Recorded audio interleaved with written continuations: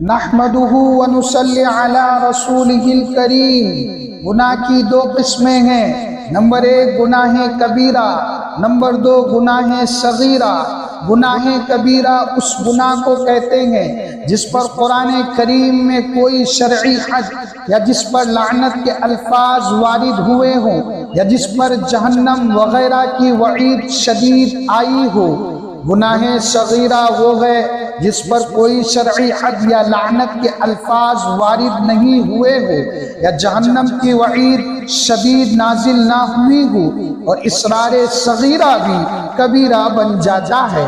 اللہ تعالیٰ نے قرآن کریم میں ارشاد فرمایا، ان تجتنبوا کبائر ما تنہون عنہ نکفر عنکم سیئاتکم وندخلکم مدخلا کریما۔ اگر تم ان چیزوں سے بچتے رہو گے جو گناہوں میں بڑی ہے تو ہم تم سے تمہارے چھوٹے گناہوں کو معاف کریں گے اور تمہیں عزت کی جگہ داخل کریں گے۔ اس آیت کے اندر اللہ رب العزت نے یہ بتلایا کہ اگر تم گناہ کبیرہ سے اجتناب کرتے رہو گے تو اللہ تعالیٰ تمہارے چھوٹے چھوٹے گناہوں کو معاف کر دے گا اور مزید یہ انعام عطا فرمائے گا کہ تمہیں عزت و احترام کی جگہ داخل کرے گا۔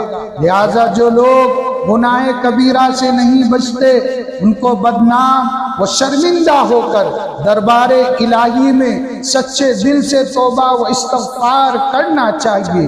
انشاءاللہ اللہ تبارک و تعالی اپنی شان کریمی سے ضرور توبہ قبول کرے گا۔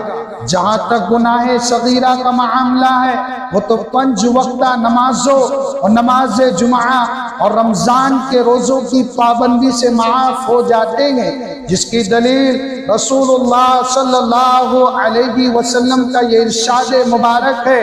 حضرت ابو ہریرہ رضی اللہ تعالیٰ عنہ سے روایت ہے کہ رسول اللہ صلی اللہ علیہ وسلم نے ارشاد فرمایا، 5 وقتہ نماز جمعہ سے جمعہ تک اور رمضان المبارک سے رمضان المبارک کی عبادتیں اس درمیان کے سارے گناہوں کے لیے کفارہ ہو جاتی ہے، بشرطے کہ کبیرہ گناہوں سے اجتناب کیا جائے۔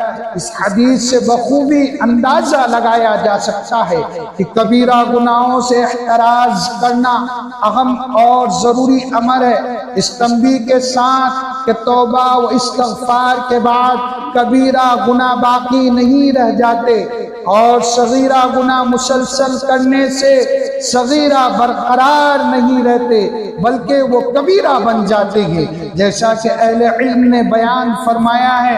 ایک اور جگہ ارشاد ربانی ہے، والذین یجتنبون کبائر الاثم والفواحش واذا ما غضبوا هم یغفرون۔ جو لوگ گناہ کبیرہ اور بے حیائی کی باتوں سے پرہیز کرتے ہیں اور جب ان کو غصہ آتا ہے تو معاف کرتے ہیں۔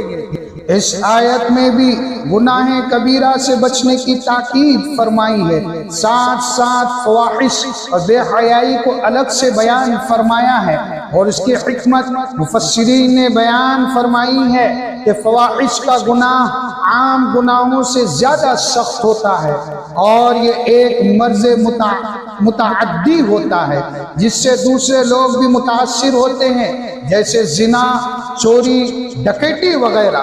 لہذا یہ سب اس میں شامل ہے۔ الذین یجتنبون کبائر الاثم والفواحش الا اللمم ان ربک واسع المغفرہ۔ وہ لوگ ایسے ہیں جو گناہ کبیرہ اور بے حیائی کی باتوں سے بالخصوص زیادہ بچتے ہیں، مگر ہلکے ہلکے گناہ بلا شبہ آپ کے رب کی مغفرت بڑی وسیع ہے۔ اس آیت مبارکہ کے اندر ہدایت ربانی کی پیروی کرنے والے نیکوکار لوگوں کا ذکر مقام مدح میں بیان فرما کر یہ پہچان بتلائی ہے کہ لوگ گناہ کبیرہ سے عموماً اور فحش و بے حیائی کے کاموں سے خصوصاً دور رہتے ہیں اور لفظ لم سے مفسرین نے گناہ صغیرہ مراد لیا ہے۔ دوسرا قول یہ بھی ہے کہ جس سے مراد وہ گناہ ہے جو انسان سے اتفاقی طور پر سرزد ہو جائے، پھر اس سے توبہ و استغفار کر لے تو ایسا شخص نیک لوگوں کی فہرست میں شامل ہو جاتا ہے۔ مذکورہ بالا سطور میں چند آیات کریمہ اور احادیث شریفہ ذکر کر دی گئی ہے تاکہ گناہ کبیرہ اور صغیرہ کے بارے میں معلوم ہو جائے کہ کس کو کہا جاتا ہے اور کس طرح ختم ہوتا ہے۔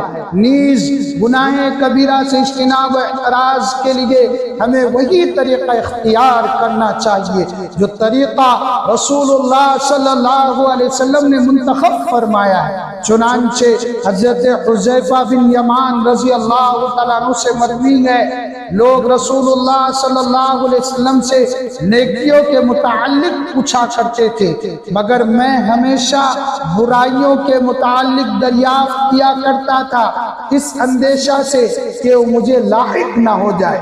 وآخر دعوانا الحمدللہ رب العالمین۔